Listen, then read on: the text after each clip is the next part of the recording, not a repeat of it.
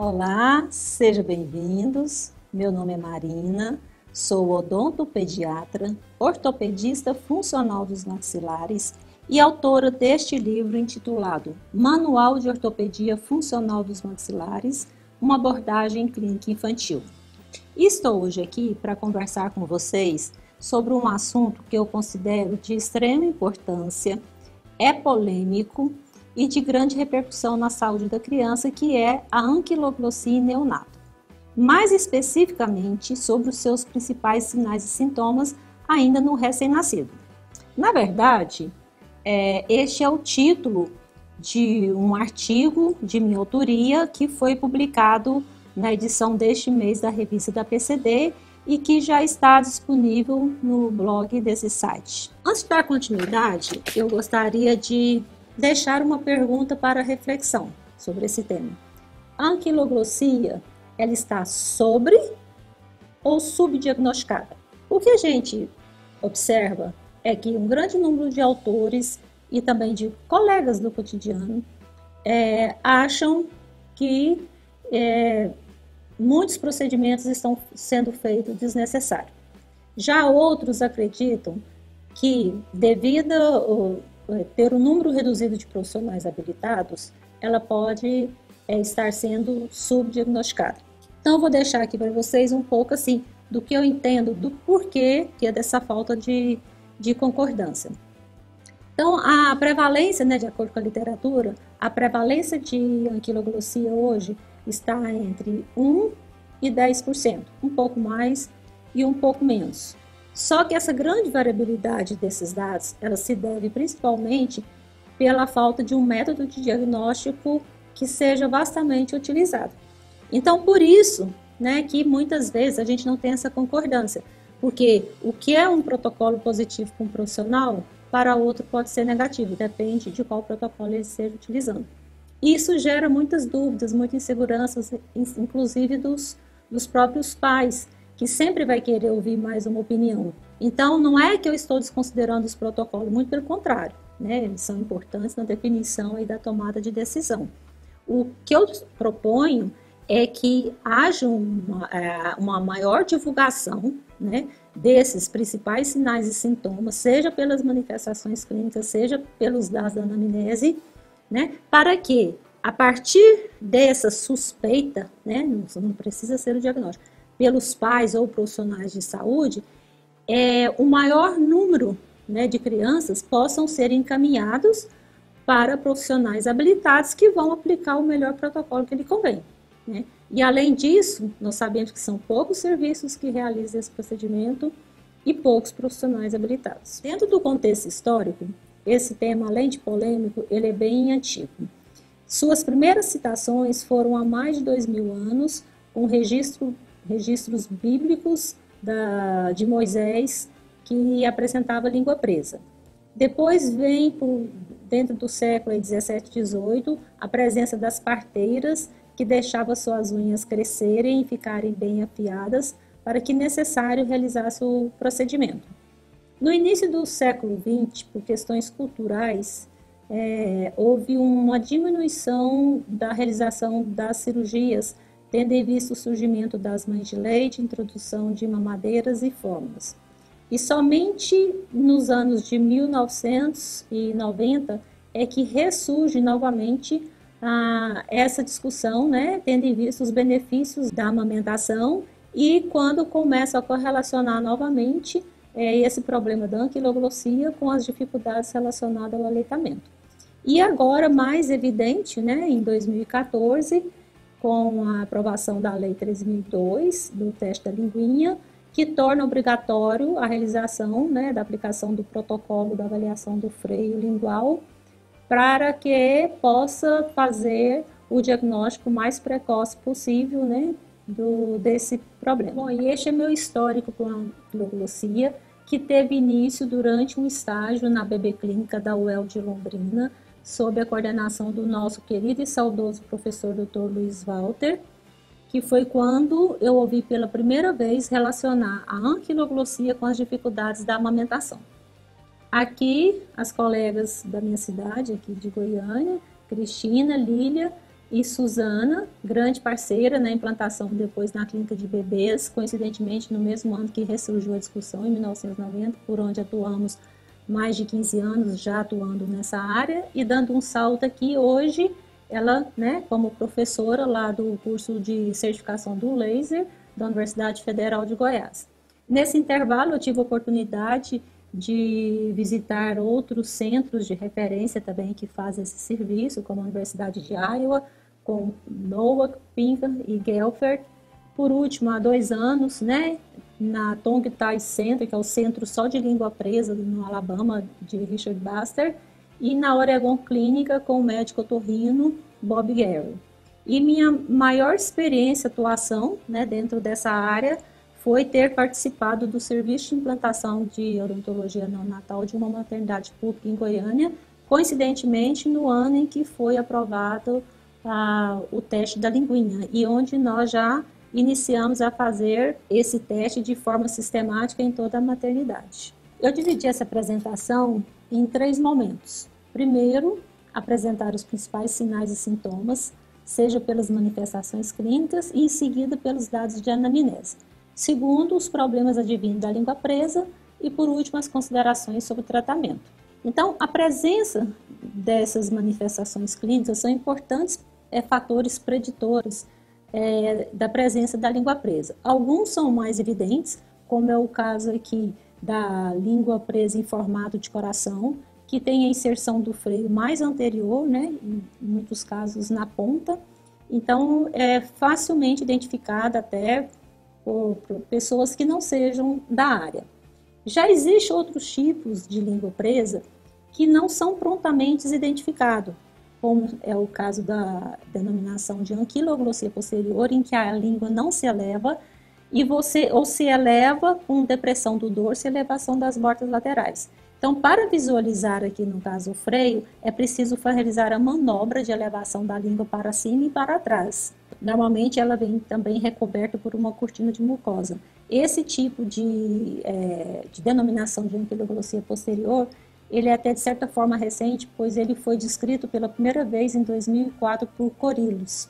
Outras manifestações que podem suspeitar que não seja somente olhar para a língua.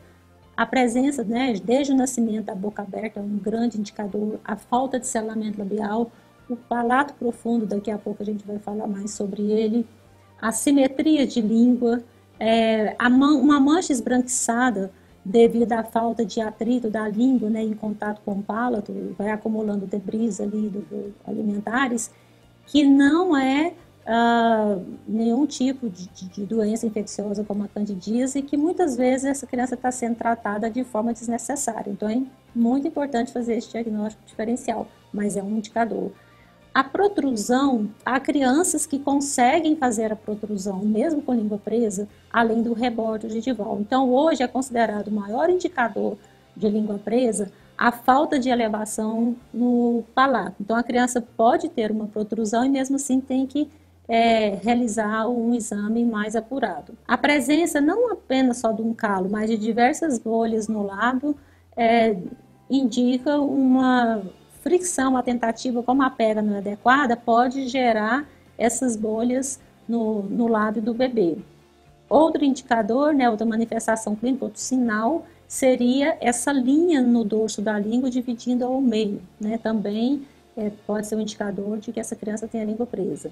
E há próprias questões relacionadas à pega, né, que a gente vai falar mais, né, quando a gente for abordar os dados de anamnese, uma pega inadequada e daí vem os demais sintomas, estalo, clique, aí já são mais relacionados às queixas. Então, resumidamente, a gente já teria aqui uma série de, vamos dizer, indícios para que a gente possa suspeitar. E é isso, né, que eu vou ficar aqui falando o tempo todo, da importância de nós, como profissionais de saúde, principalmente, tanto para nós como repassar isso para o maior número de pessoas, para que possa, né, levantar a suspeita e essa criança poder ser atendida o mais, vamos dizer, oportunamente possível, evitando as complicações que nós já vamos daqui a pouco estar falando sobre elas. Então agora, vamos entrar na segunda parte dos sinais e sintomas, considerando os dados relativos às queixas maternas.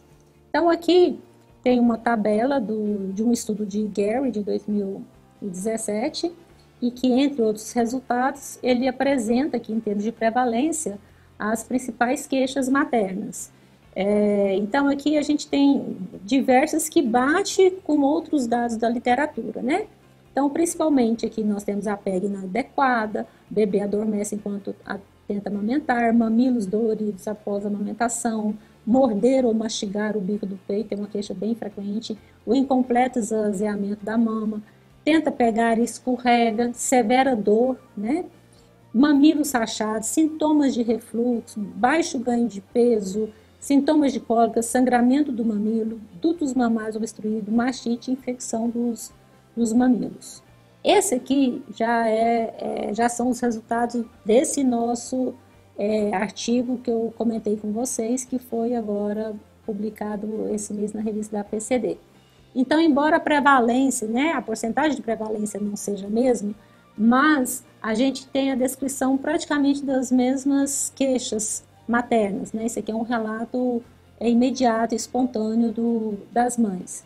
Então, em termos aqui, só para, né, resumidamente, o de maior prevalência foi a queixa de dor, seguida da dificuldade para mamar, tipo mama toda hora, depois vem a dificuldade da pega, suga fraco, mamilos com fissuras e também a questão a mãe relata assim, que ela não sente a língua, a criança ela sente que é como se a criança tivesse dente, a criança morde com a gengiva. Então, em termos assim de sinais e sintomas, é semelhante em quase todos os demais estudos. E aqui é uma tabela, né, que eu elaborei apenas para facilitar a visualização baseado na literatura, tá? Não sou eu que inventei, apenas assim por questões didáticas e facilitar a visualização, separei aqui os relatos de queixa relacionada à mãe e o que ela observa no bebê. Então, aqui nós temos dados mais específicos do bebê, que seria a postura de boca aberta, o choro frequente, a baba, o ronco, o nariz congestionado, o bebê fica irritado, o estado, né, dentre outros. E os relacionados à mãe seriam aqueles também já descritos, né? Mamas doloridas, mastite, infecções. Então, essa tabela eu acho bacana, assim, a gente ter uma tabela dessa para orientação e para sempre, né, estar ali investigando, né, uma possível causa de uma anquiloglossia. E só para vocês terem uma ideia, considerando dificuldades na amamentação, nesse quadro eu tentei colocar todos do que pode estar relacionado com essas dificuldades, né? Então, a anquiloglossia, observa que ela é apenas um item dentro de toda essa variabilidade de sintomas, né? Então, assim, a gente, de fato, diante de uma suspeita, é necessário, principalmente se for um quadro de disfunção oral, a importância, primeiro, da transdisciplinaridade. Você pode, às vezes, acertar no diagnóstico, fazer o procedimento e não ter um bom resultado, porque essa criança pode ter outros fatores envolvidos nessa dificuldade, né, como postura da mãe, postura do bebê quando ao seio materno, discrepância de tamanho entre a boca da criança e o tamanho da mama, questões relacionadas com síndromes, lesões, patologias, que também interferem, que não seja só anquiloglossia. Então, assim, daí nós vamos comentar mais à frente, eu coloco a importância da participação do cirurgião dentista nas equipes de assistência materno-infantil, tendo em vista que inúmeras outras alterações podem estar presentes desde o nascimento e ser área de domínio específico do profissional da odontologia, além de ser mais um ponto de apoio e incentivo aí na amamentação. Essa ilustração a seguir, ela mostra os problemas advindos da língua presa de forma resumida. Então, de acordo com a Associação Internacional de Profissionais que se dedica ao estudo da língua presa, a IATP, é uma condição congênita em que os tecidos remanescentes embrionários que deveriam sofrer apoptose, ou seja, a morte celular programada embaixo da língua, isso não acontece. Então, fica ali a permanência do freio lingual. Então, vamos entender. Entre a quarta e a sétima semana de vida intrauterina, inicia a formação da língua. E o freio nessa fase, ele serve de guia anterior para o crescimento da mandíbula. Por volta da 12ª semana de vida intrauterina, esse freio já deveria acontecer o seu rompimento para que a língua comece a executar os movimentos, pois a partir daí vai se dar o início da deglutição, ainda em fase intrauterina, e da sucção, né? E se a língua permanece preso, daí todo esse contexto, né, assim, já o nascimento, você já pode observar o quê? O bebê já pode nascer com um palato alto. Então vamos entender aqui esse efeito cascata, né, do que seria a língua presa já ao nascimento. Então, considerando, né, o palato alto, ele é o teto da cavidade oral e a base do nariz. Se ele é alto e profundo e estreito, ele já vai dificultar o que? A permeabilidade da cavidade nasal, diminuir o fluxo, e isso podendo gerar um quadro posteriormente de respiração oral. O palato também estreito, atrésico, né, se não tiver a presença da língua para continuar seu desenvolvimento transversal, ele pode gerar maloclusão, né, e principalmente do tipo mordida cruzada posterior. Então, além das dificuldades da amamentação, devido a tudo que nós já apresentamos, a dificuldade da pega, devido a todo um quadro que leva a uma disfunção oral, existem outros problemas advindo dessa restrição. Então, considerando agora a interconexão das estruturas através da fáscia. Então, o que a gente sabe é que quando um membro é afetado, o todo também é. Isso, né, para quem é da área de ortopedia, conhece os princípios do octágono da prioridade funcional de Vilma Simões.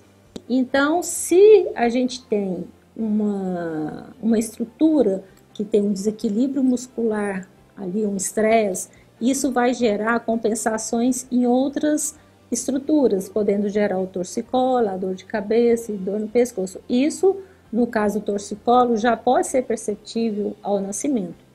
Além disso, a boca aberta propicia, né, principalmente durante a amamentação, a ingestão de ar ou aerofagia. Então, tem um estudo do Siegel que ele mostra, né, que tem alguns tipos de refluxo que pode estar relacionado à ingestão de ar. O distúrbio de sono, né, também muito o distúrbio respiratório do sono, relacionado com o que a gente falou sobre a presença da língua, a língua ficar baixa, né, normalmente ela fica mais posteriorizada, e o estreitamento da cavidade nasal, né, então isso pode levar a quadros até de apneias e hipopneias mesmo na criança de pouca idade. Então, sendo assim, muitos aspectos da vida podem ser afetados, né, pela língua presa, que não seja somente os relacionados às dificuldades da amamentação. E aqui apenas um pouco das citações, né, das referências do que foi apresentado, né? Então tem um trabalho do Ion, que mostra a anquiloglossia como fator de risco para a hipoplasia maxilar, o trabalho da Trevisan 2015, que também mostra quanto menor a patência nasal, maior a sintomatologia de obstrução e mais estreito o palato duro.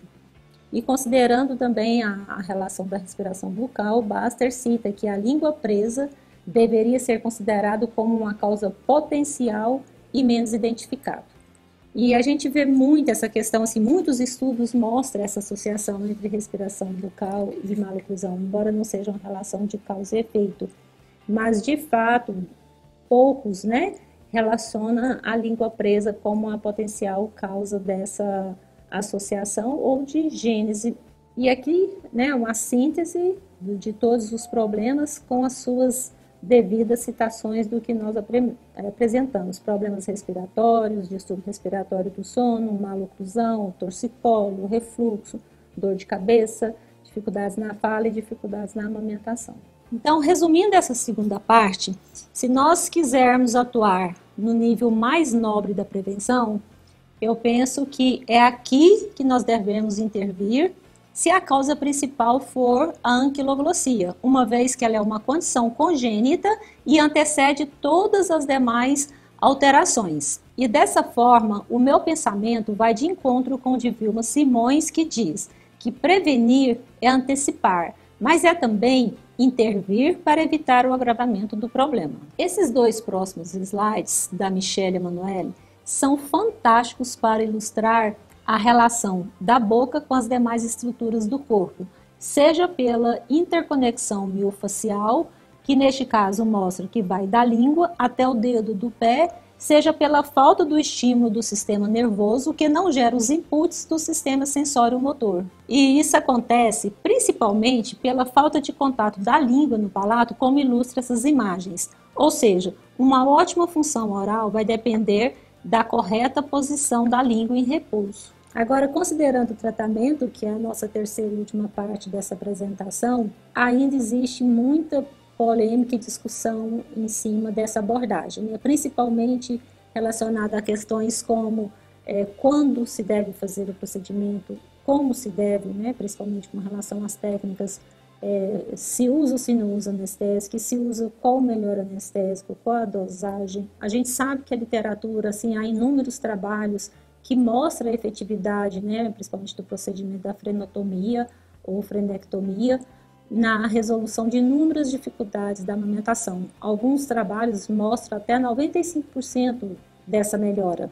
E, embora seja simples, o que a gente precisa, né, entender? Diversas complicações podem acontecer, embora sejam raras, mas é importante entender, existe sempre um risco, como qualquer procedimento cirúrgico. E as mais frequentes, né, assim, observadas, seria o sangramento excessivo, seria afetar a glândula submandibular, injúrias no tecido mole, uma glossopitose, normalmente a citação de glossopitose, principalmente em casos sindrômicos ou com mandíbulas muito distalizadas, ou no caso da síndrome do Pierre-Robin. É super importante essa avaliação, né, de pensar que não é só um pique, né, que esse pique pode ser um freio mais fino, um freio mais espesso, que vai demandar, né, que não somente uma anestesia tópica, mas uma anestesia infiltrativa.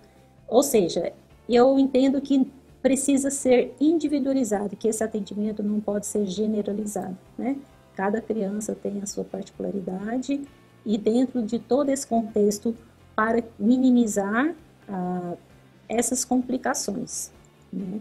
Então, eu entendo essa abordagem do tratamento assim, muito mais geral e que se tiver os devidos, né, cuidados, a gente pode minimizar ou até evitar que se tenha essas complicações. Bom, então aqui apenas algumas ilustrações de como a língua se eleva imediatamente após a liberação do freio, né? Aqui a tentativa de elevação, né, não consegue. Então, aqui é o antes e o depois de todos os casos de procedimento de frenotomia, e muito deles a gente não observa nem o mínimo sangramento, mas pode acontecer, né? Porque, como eu coloquei, isso depende muito da espessura do freio lingual. E aqui, finalizando, eu separei 4 casos clínicos apenas para mostrar um pouco também que não seja só elevação da língua, um pouco da mudança do aspecto facial, né? Nesse caso, vamos dizer assim, a gente observa o fechamento imediato da boca, essa mudança da postura da boca em repouso e também elevação da língua.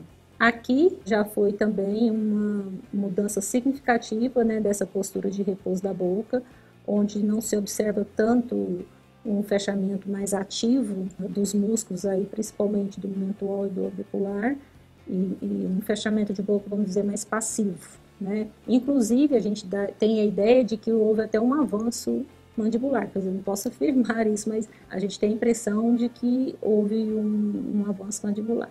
Esse aqui é a história de um bebê a termo, que nasceu e já foi para a UTI devido não sugar nem o peito da mãe, nem mamadeira. Após 20 dias foi identificado, né, que também ele tinha a língua presa e a única forma de alimentação dele era através da sonda.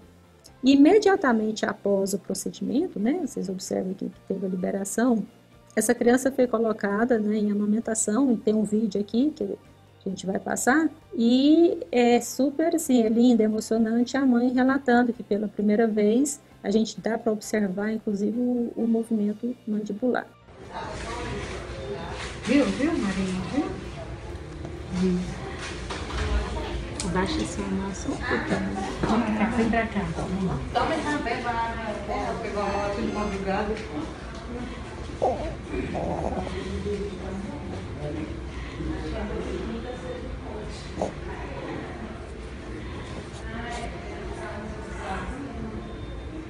Ó.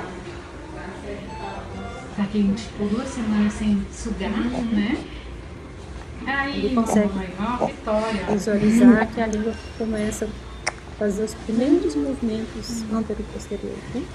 E só para vocês saberem, 2 dias após, ele já recebeu o alta hospitalar. Muito lindo.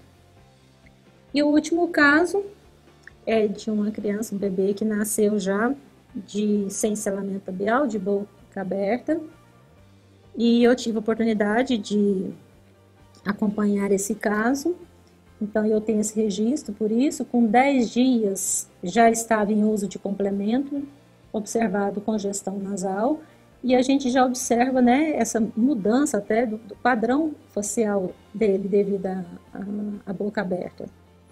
E a língua era do tipo anquiloglosia posterior, então ela não foi prontamente já assim identificada, e só através da manobra que foi possível visualizar o freio, observa que mesmo durante um choro forçado, essa língua não se eleva. E aqui, imediatamente após o procedimento, né, ocorreu a protrusão da língua e a elevação da mesma. E a mudança do aspecto facial mais evidente está aqui 24 horas após e aqui com 2 meses. Então, assim, eu fico questionando, né, se essa criança não tivesse sido acompanhada, daí que eu quero deixar aqui também uma mensagem minha, né? Que a criança que faz um procedimento, ela precisa ter um retorno garantido, ela precisa ser acompanhada por um tempo, né? Porque, ou mesmo uma suspeita, se você tem uma suspeita, mas você ainda não tem certeza, vai marcando retornos de semana em semana, ou de 15 em 15 dias, porque aqui, se não tivesse sofrido a intervenção, com certeza essa criança teria desmamado. E depois deixou o complemento e ela amamentou até 1 ano e 2 meses, continuou na amamentação materna exclusiva. Mais uma vez, né, só reforçando aí a importância, né, a gente volta lá na nossa origem, no nosso título, da identificação desses sinais e sintomas ainda em neonato, né, e na divulgação desses dados para o maior número de pessoas, seja pais, profissionais de saúde, e reforçando o que eu já abordei, mas agora ilustrando, né, que diversas alterações podem estar presentes na boca do recém-nascido e que também pode dificultar a alimentação, como aqui um épulis congênito, presença de mucocélia, assimetrias do rodete gengival, doenças infecciosas como a candidíase, e que se não tiver a presença do cirurgião dentista para já identificar e tratar, né, aqui 24 horas após a remoção, né, então assim, você já permite, já dá condições para essa criança fazer uma amamentação mais tranquila, aqui você tem condição de prevenir, né, doenças futuras, né, e principalmente o que? A cárie, a maloclusão e a respiração bucal,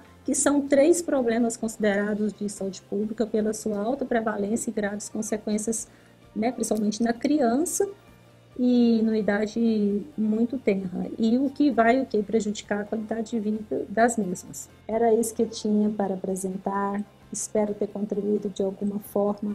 E antes de finalizar, gostaria de primeiro parabenizar as colegas Fabíola, Suelen e Lawanda pela criação deste importante espaço para a divulgação da especialidade de ortopedia funcional dos maxilares e também agradecer pelo convite e confiança para fazer parte desse grande time. Por último, gostaria de dedicar essa minha apresentação a esses 2 grandes mestres da ortopedia funcional dos maxilares, doutora Vilma Simões, doutor Dalto Cardoso, que tive o privilégio de conhecê-los, não somente pela genialidade do que eles representam, mas principalmente pela diferença que eles fizeram e fazem para todos nós através de seus ensinamentos.